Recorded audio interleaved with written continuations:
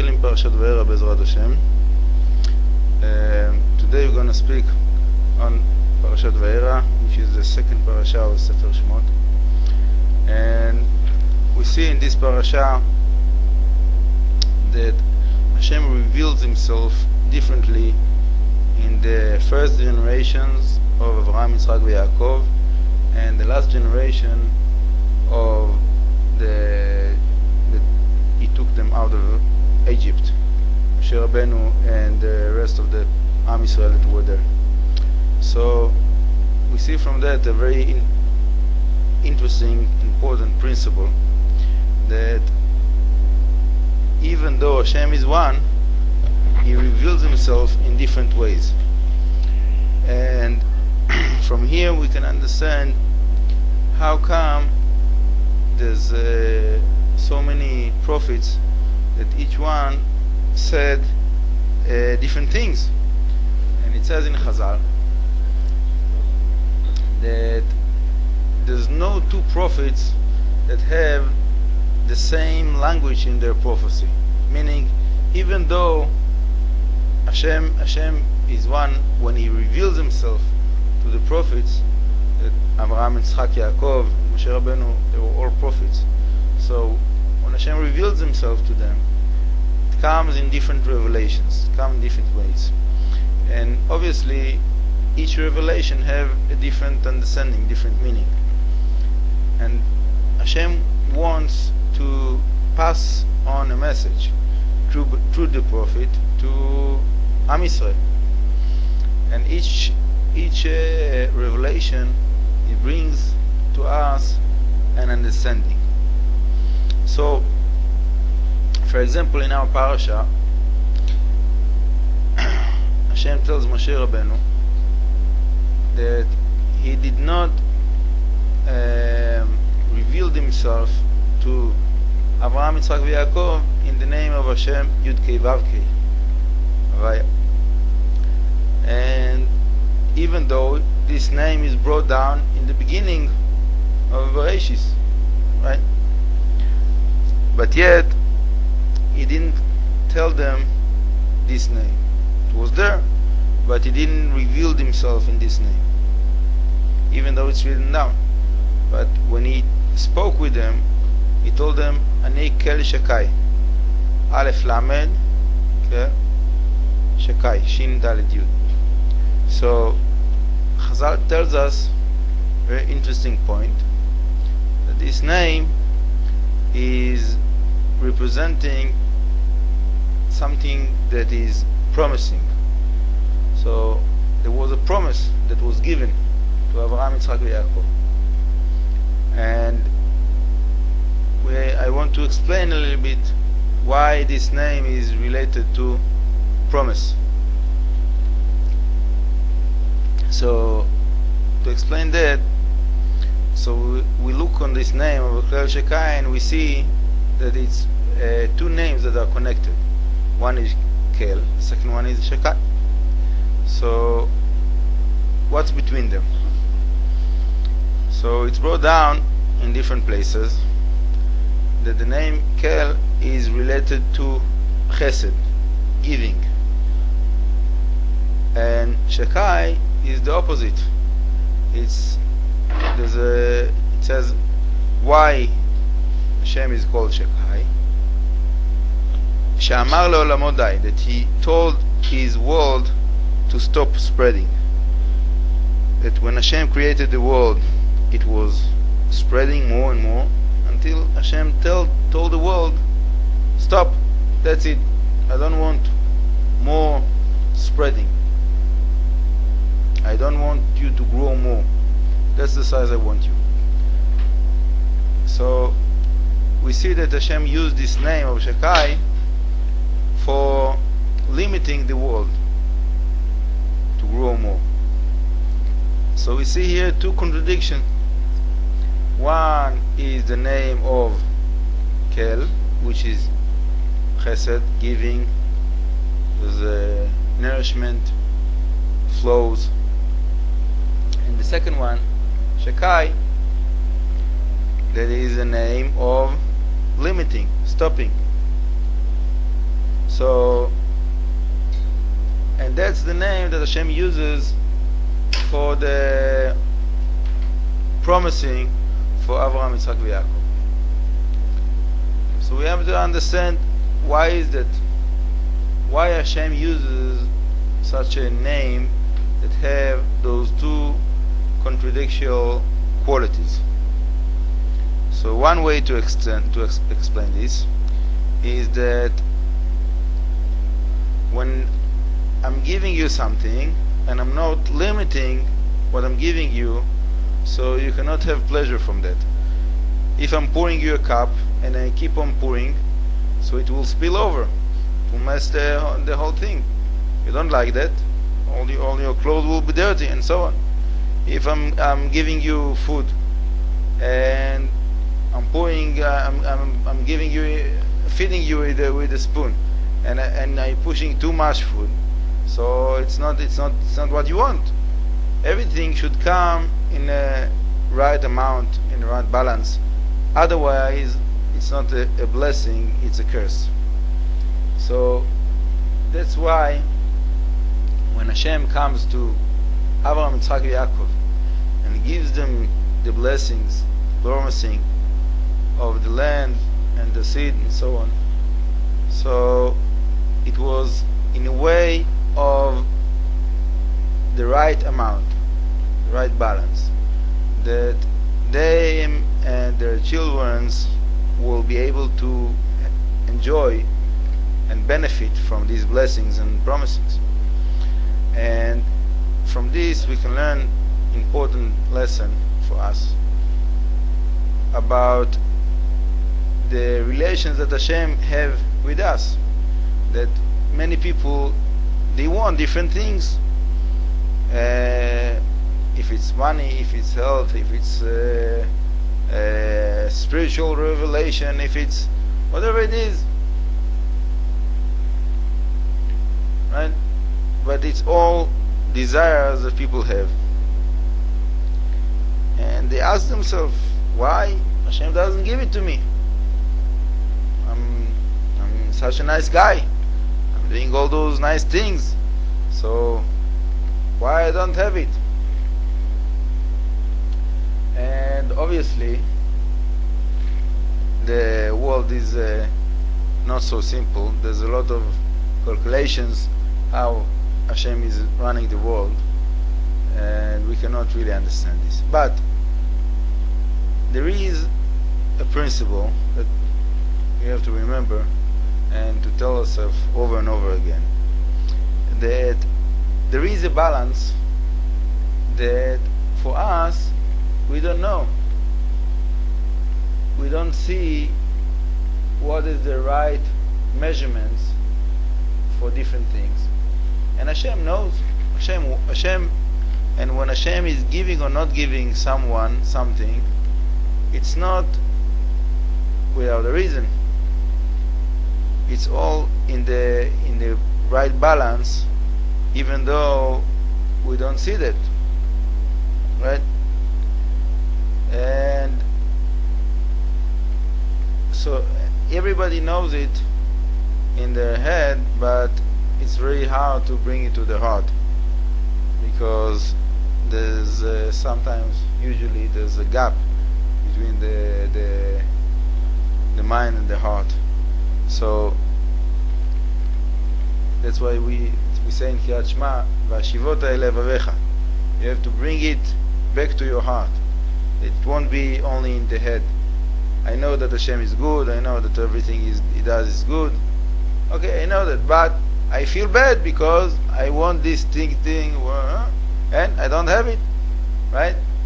So that's why we say 3 times a day, and really it's more. Like in Shachris we say it twice. Once in Kriyat Shema Lamita it's 4 times. Say Kriyat Shema v'ashivota elev. You have to bring those things into your heart. What things? That everything is in Hashem's hands, and even though you think that maybe He forgot something, and okay, generally speaking, he's running the show pretty good, but I can give him some advice about what to do with my life. Maybe maybe he's like, generally speaking, he's doing good, but what about this and that he forgot about? No, Hashem didn't forget about it. Hashem knows what he's doing. Everything is under control, and Hashem is in the control, Baruch Hashem, and we have to remember that and to bring it to our heart. So, going back to the Parasha, finishing the point, that the name of Yud-Kei Vav-Kei, which is presenting past, present, future, all at once, this name was revealed only from Moshe Rabbeinu onwards to Am Yisrael. And to understand this principle that Hashem is above time, it is something very, very, very deep, and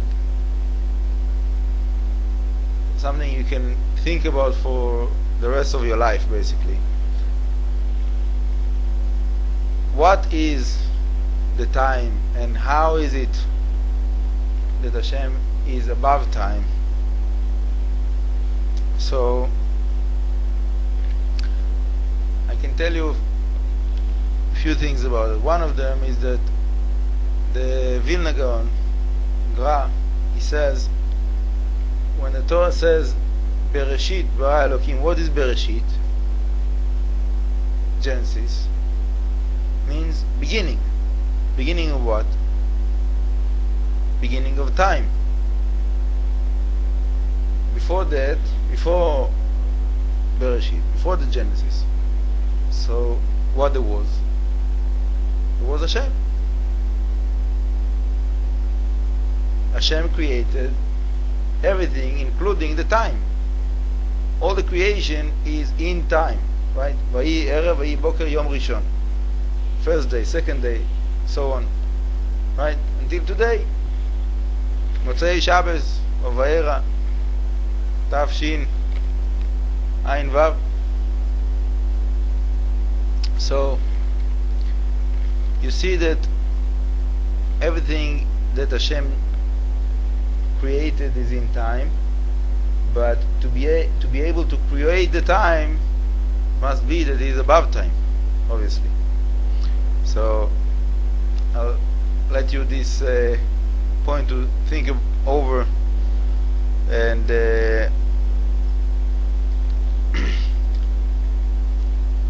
by the way, about Jewish meditation, it's another point of that you can contemplate about as a meditation, about Hashem as something above time. This concept by itself is a point, is something that is very, very interesting to contemplate about.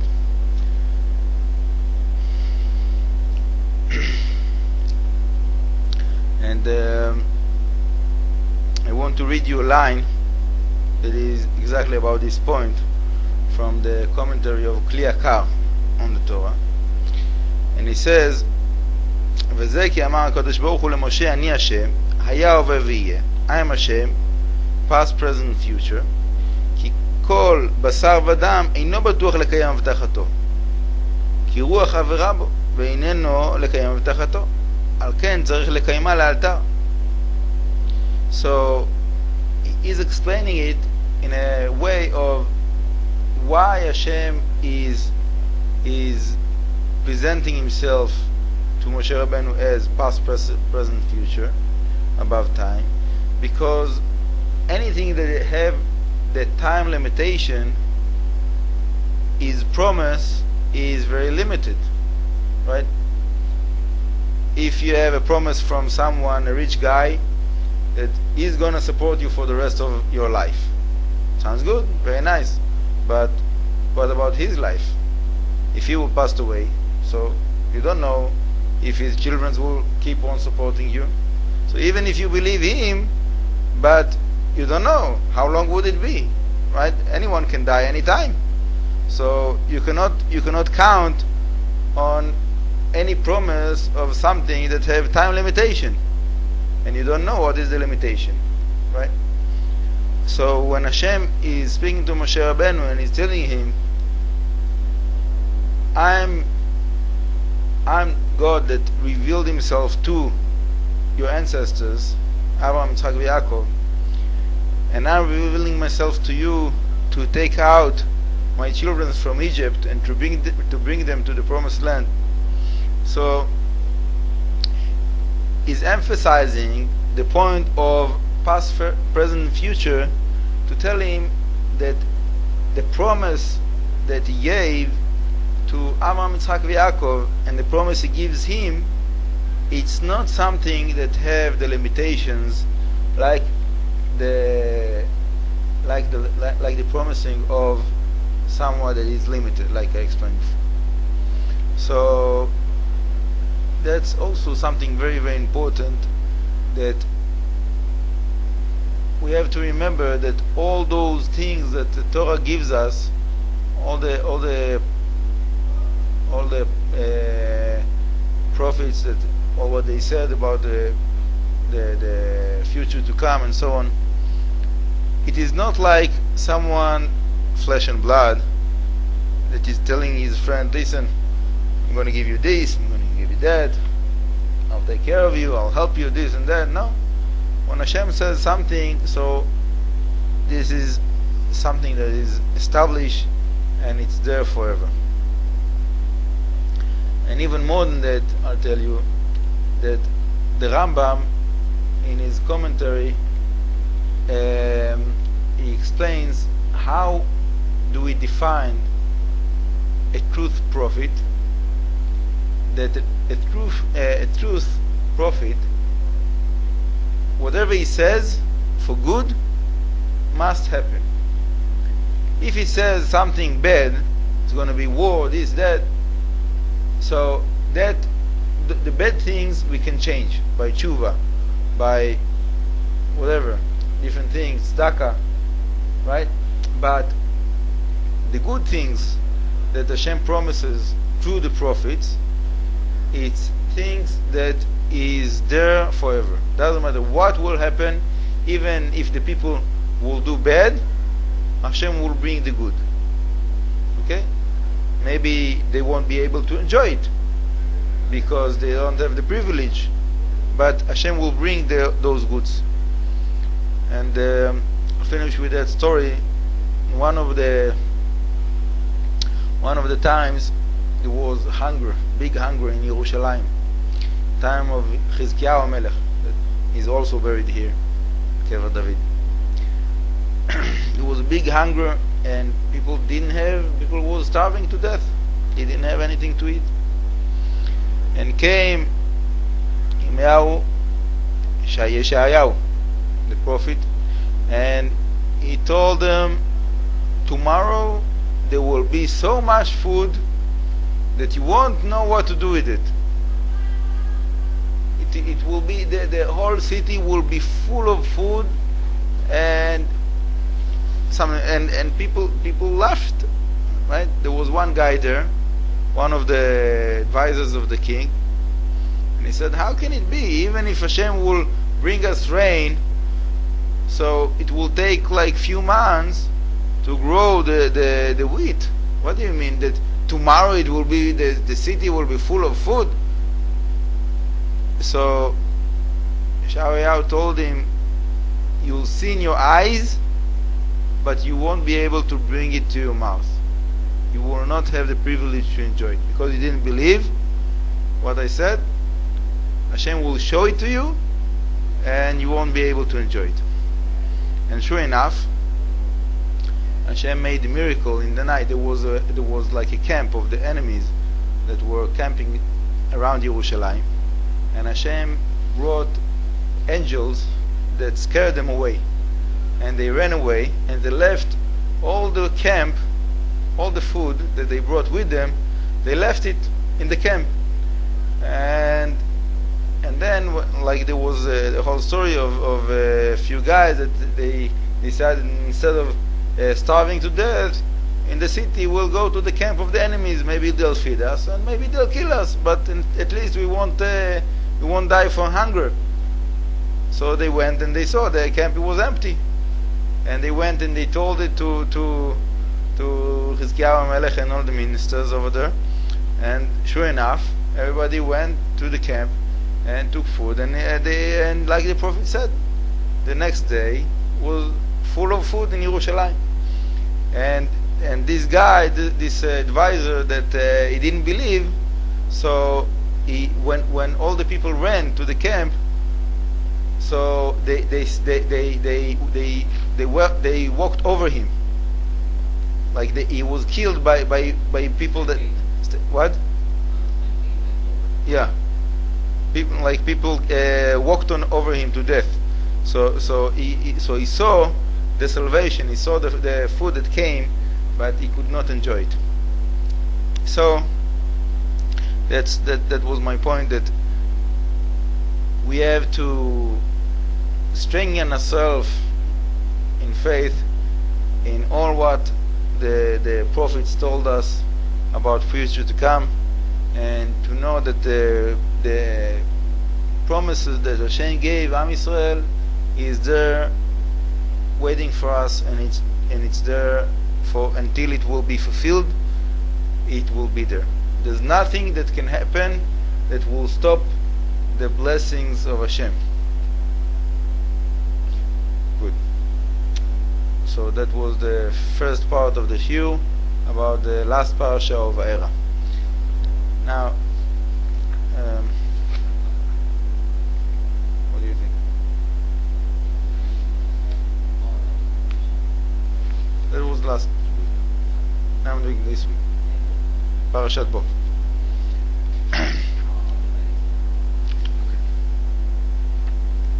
You want to stop and to continue? It will be easier for you to find the place.